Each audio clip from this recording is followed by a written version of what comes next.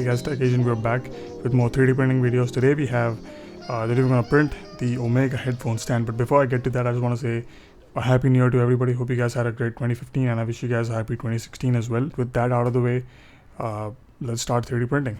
This is the Omega stand. Now the Omega stand, if you know anything about it, the history of this stand, it goes way back to Germany. In 2009, it was made by a company called Sievking.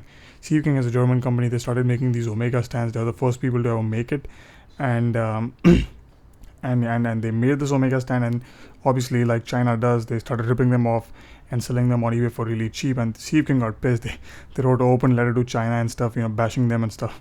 Pretty funny, but anyway, one guy on Thingiverse uploaded a model for this exact Omega stand, and I thought I'll print it out for you guys and see how it turns out. Now, the Omega stand, when you 3D print, it's a bit difficult because again, it's a very large stand. Now, the one I printed out, it's a bit too large, as you can see. This was done at 35x scale on Cura.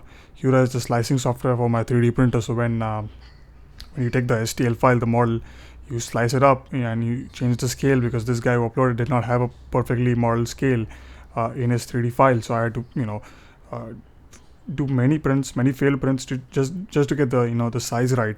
For example, I did this print. This was at 30x. Then these were again failed prints like 20x, like 5x or something. Obviously very, very small. This was 30x. This was about right, I think.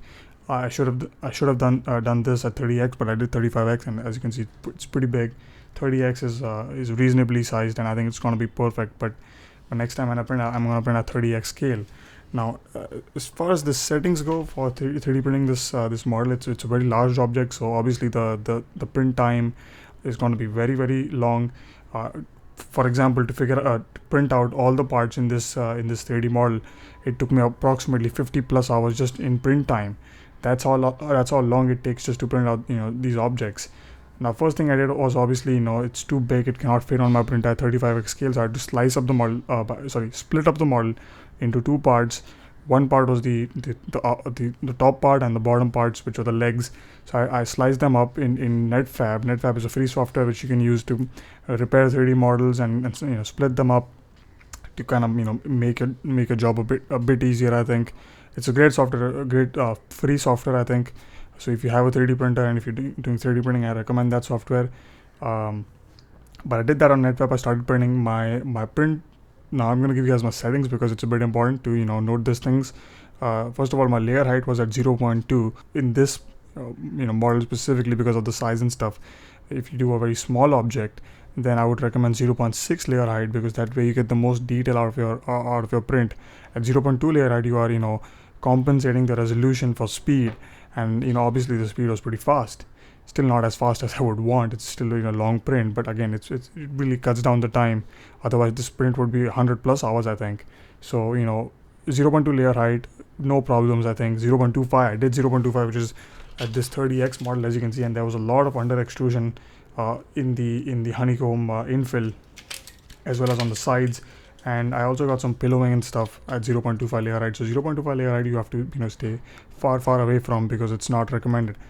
Especially when you're printing, in ABS, which I was doing. So 0.25 layer height was no question asked, just not happening. 0.2 was pretty fine, I think, because 0.2 I had absolutely no problems, no under extrusion. It was just a proper, easy flow print. And 0.1 is obviously fine again, but the print time is going to be significantly longer than 0.2 when you compare it. So that was the layer height. As far as the printing speed goes, I did this again is variable. It depends upon the material and the type of printer you're using. But I printed this object at 80 millimeters a second using ABS. If I was using PLA, I would go and bump up to 120 millimeters a second, because PLA has a slightly faster flow modulus compared to ABS. So that is why I printed at 80 millimeters a second with ABS. As far as the infill goes, the infill I was using was 5%. Now this is the place which is very important. Since this is a very large object, and since I'm printing in ABS has a tendency, has a very, very variable thermal capacity, thermal stability. I mean, ABS will warp when it cools. So you have to first of all have proper adhesion, and I'll be talking about those things in another video in which I just specifically talk about printing in ABS, because it's a bit complicated. But you know, I fixed that. That was not the problem. But at 5% infill, you get this honeycomb design, as you can see. Now this honeycomb design, as you can see, is very, you know, it's a very, you know, it's not the most structurally, you know, strong part. So when ABS warps in between layers, it has a tendency to crack, and there'll be hairline cracks all over the place, because again, it's 5% infill, and 5% infill is not recommended when you're printing in ABS. If you print in PLA, 5% infill, no problem. But with ABS, I recommend like 20, or maybe, you know, if you can, 100. But that is again a very, very long print, and will take you, you know, hours and hours and hours. It's just too long. But again, for ABS, that's my recommendation. 5% infill, there'll be cracks no matter what you do. That's one thing to keep in mind about printing this Omega headphone stand. But other than that, you know, it's pretty easy to print. A very long print, very nice print. I like it. I'll put the Thingiverse file. So Thingiverse site, the not the site, the page in the description. You can check it out. But you know, overall, pretty long print. Looks pretty nice, I think. Obviously not as nice as the wood ones, but again, you know, this is something you just print it out at your home, and cost of materials is hardly like $2 or $3 or $5 maybe, I think, which is obviously very, very cheap compared to the $100 you pay for the original Omega stand. Obviously that's wood, but again, just a perspective.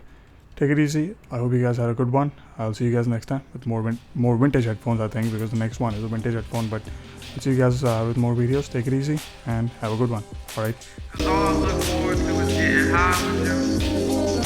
I'm glad I said hi to you. I'm glad I said hi to you. I hate saying bye to you. All I look forward to is getting high with you. WETO TV 39, Fox, Green Bay, and the Tri-Cities. I'm glad I said hi to you. I hate saying bye to you.